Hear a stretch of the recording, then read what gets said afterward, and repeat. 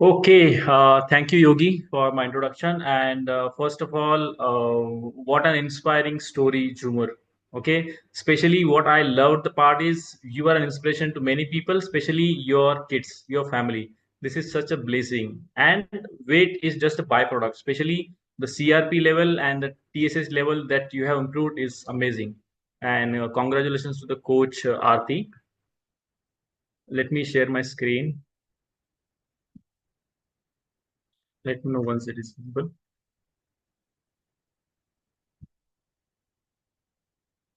Hope it is visible. Yes, Mayur. Okay, great, great. Okay, so wake up your thyroid. Okay, so thyroid is one of the biggest issue in India.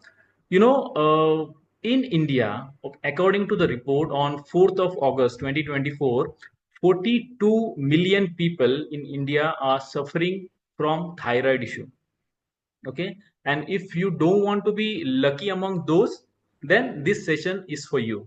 Okay, so stick to me till the slide ends because I have something interesting at the slide end for all of you. But before going into deep, let me tell you about thyroid gland. So what is this thyroid? Thyroid is nothing but a butterfly shaped gland which is in your neck area. Okay, and it produces two major hormones like T3 and T4. Okay, and the basic functions of this thyroid hormone is to contract your muscles, your metabolism, your body temperature. Okay, then your heartbeat, the new cell replacement by old cell. So these are some of the key features. So in short, thyroid plays a key role in monitoring and controlling our bodily function. This is why thyroid is important. Okay, now let's go deep into thyroid. Like, so there are two types of thyroid, hypothyroid and hyperthyroid. In some cases, you might have seen that even if people are struggling to lose weight, they are going to gym, doing Zumba, yoga, whatever the exercise that they are doing, they are not able to lose weight because root cause is something different. Maybe they are suffering from the issue called hypothyroidism, wherein you gain the weight. With that, these are the symptoms that you may feel with this hypothyroidism. Opposite of that is hyperthyroidism. Hyperthyroidism means it's a reverse of hypo. So in this case, you may experience weight loss with these many issues. So what is the biggest difference here is here you have your thyroid gland is not able to produce sufficient amount of necessary thyroid hormones, that is the T3 and T4. That is why your TSH is high.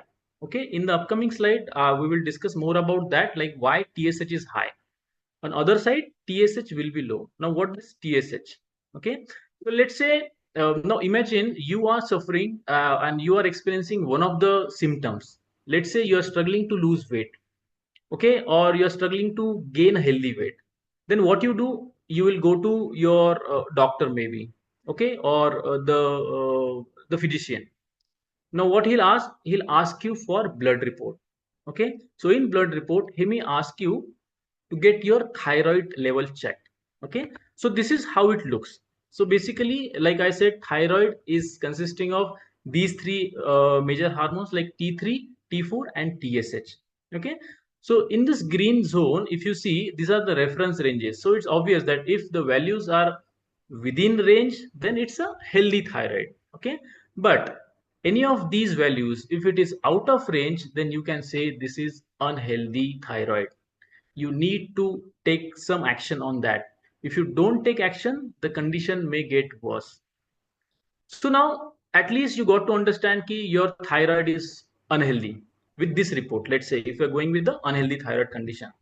Okay, and this is how you can guess like what is hypo and what is hyper.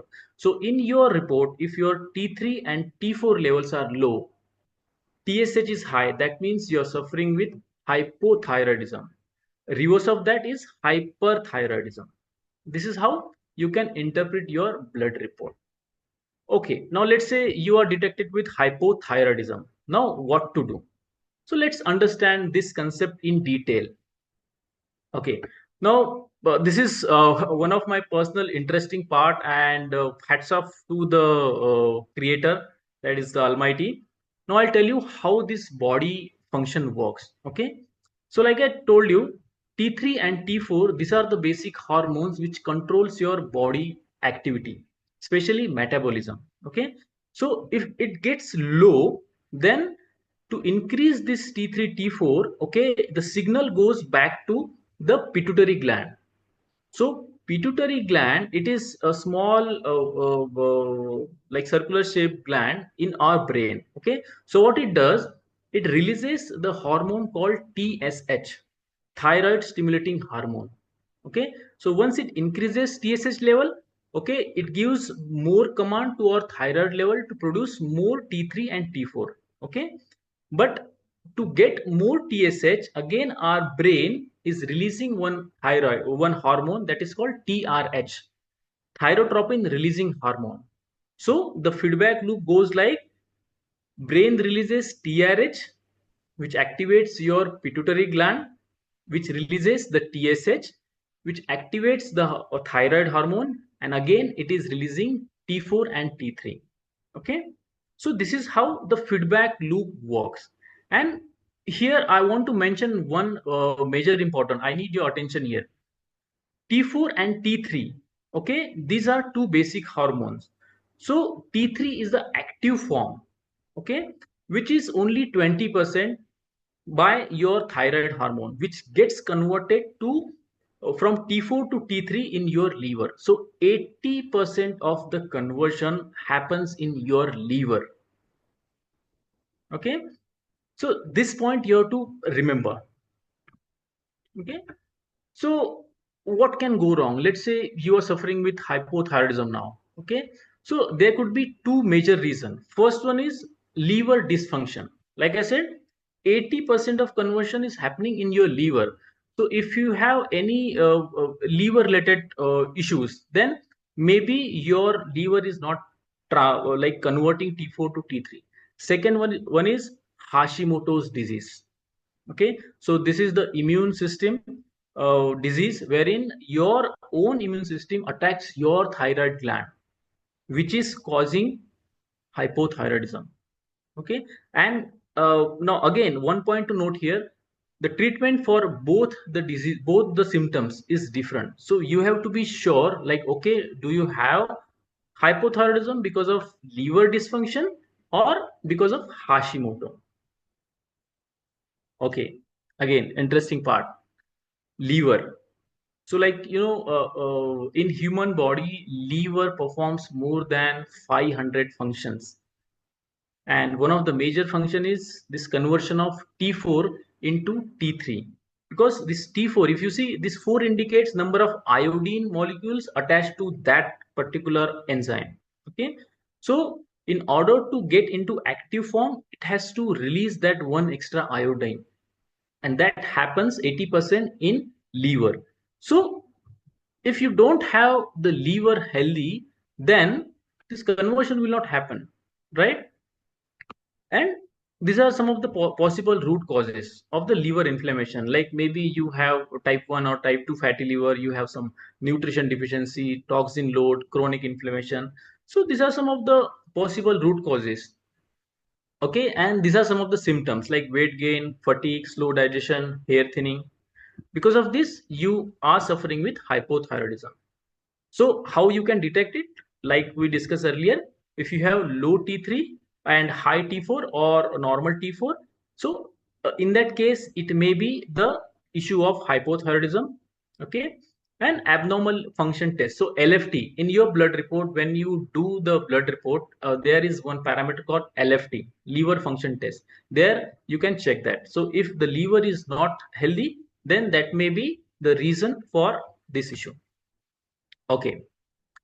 The next part, Hashimoto's thyroid. So basically, just to clarify your doubt, Hashimoto is a name of a Japanese scientist who invented this disorder. Okay, that is why it is called as Hashimoto hypothyroidism. Okay, so Hashimoto hypothyroidism is a autoimmune disease wherein your own immune system attacks the thyroid gland. Okay, so it produces your anti. So whenever there is an attack, external attack from the sources on your body, then our body is so beautifully designed that it has its own, you can say, soldiers to prevent us. But sometimes it attacks on your own system. That is when it may happen. Okay, symptoms are this: weight gain, fatigue, dry skin, constipation, depression. This is one of the major reason, a symptom. Then hair thinning, irregular or heavy periods. Okay. Now, how you can diagnose this? So obviously high TSH and low T3, T4, which indicates your hypothyroidism. Presence of anti-thyroid antibodies. Okay, so if you observe, in order to detect this Hashimoto hypothyroidism, you need to do these two extra tests, which will confirm that okay, you are suffering with Hashimoto. Okay, as per study, as per our observation, like 90% of the thyroid cases, hypothyroid cases, is Hashimoto. Okay, so this is about your hypothyroidism. No, the reverse of that is hyperthyroidism, wherein there is one term because of autoimmune. There is called Gray's hypothyroidism, okay, and hyperthyroidism.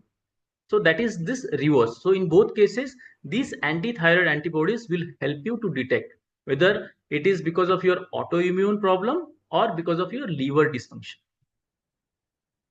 Okay, now let's break some of the myths and the questions.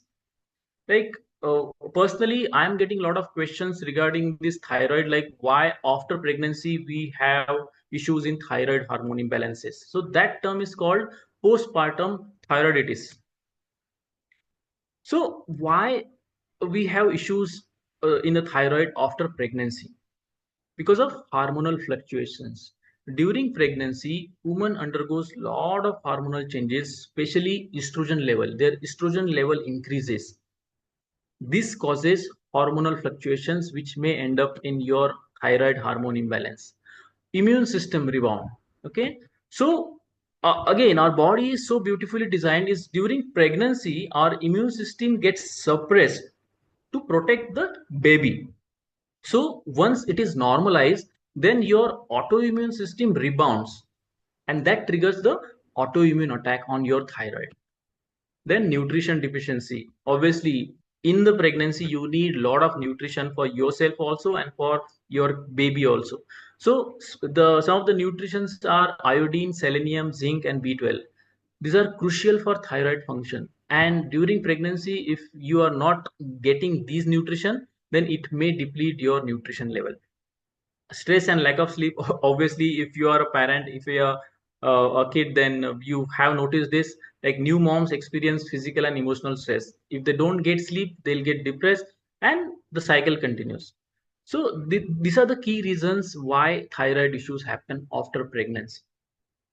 Okay, okay, you might have seen this pink little bottle. Okay, pinky pink. Now let me tell you, like some of the people that I have seen, they are taking this thyroid medication since long, maybe from 5 years, 10 years, 15 years. Okay, so it's a common sense that okay, if you are taking any tablet, you should get corrected, right? You should not continue that. If you are continuing that, then that means you're not working on a root causes. So let's see the side effect of using thyronol. So this thyronorm is a synthetic form of T4 hormone, okay, which your body is not able to produce. That is why you are injecting your body with the artificial toxin, maybe thyronorm. And these are some of the serious side effects of thyronorm, like osteoporosis, heart issues, mood swings, muscle or weight loss, and obviously the irregular periods. So you have to start working on root causes, not to depend on this. Okay, blood sugar impact. Okay, this was all about thyroid, like what is thyroid. So we've seen hyperthyroid, hypothyroid, how to read the blood report, how the TSH is going up and down. Now let's come to the point. If you are detected with any of this condition, what you should do? So like it's a balanced lifestyle. So you have to balance your diet, stress, exercise, nutrition, and cooking also. You have to change the cooking. So cooking is one of the most neglected part that I'll cover in the upcoming slide. Okay. So hope you're ready to take the screenshot for all these things. These are amazing information. So in diet, you have to focus on iodine because iodine is one of the essential nutrition for a healthy thyroid. Selenium, again, it helps in reducing the inflammation, which improves your thyroid function. And you can get that in the sunflower seed, fish, eggs, walnuts. Zinc and iron, again, it is essential for hormone conversion. So you can get that in pumpkin seeds, legumes, cashew, etc. Healthy oils. There is a lot of myth around oils, which oil to use, which oil not to use. So here is the answer. So you can go with the cold press oil, olive oil, flaxseed oil, and this one. Okay, so this was about what food to eat. Now, what you have to avoid. Okay, so you have to avoid raw cruciferous vegetables like cabbage, kale, soy. Why? Because it contains goitrogens. So goitrogens is nothing but an element which absorbs the iodine from your diet. So if you are eating a lot of cruciferous vegetable, then you have to monitor this because it may deplete your iodine level and it may worsen that thyroid condition. But wait, I'm not saying ki you don't have to continue with the cruciferous vegetable. You can have that, but you can have with a little bit. You can steam it instead of cooking, eating raw. You can steam it and you can have it. Gluten, yes. If you have an autoimmune disease, especially Hashimoto's and Graves' disease, then you should avoid gluten because it may lead to inflammation. Processed sugar and refined carbs, obviously, this is a big no.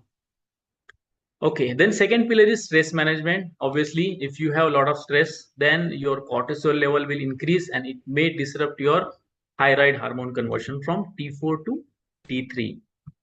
So these are basics stress reduction strategies like you can have mindful meditation like Jumur has mentioned, right? She learned how to eat mindfully, how to do mindful activities. So this is about all this stress management. Breathing exercise, you can follow this 478 method wherein this 478 method can help you lower the heart rate and stress. We have some of the herbs called ashwagandha, which has shown like remarkably improvement on your thyroid function.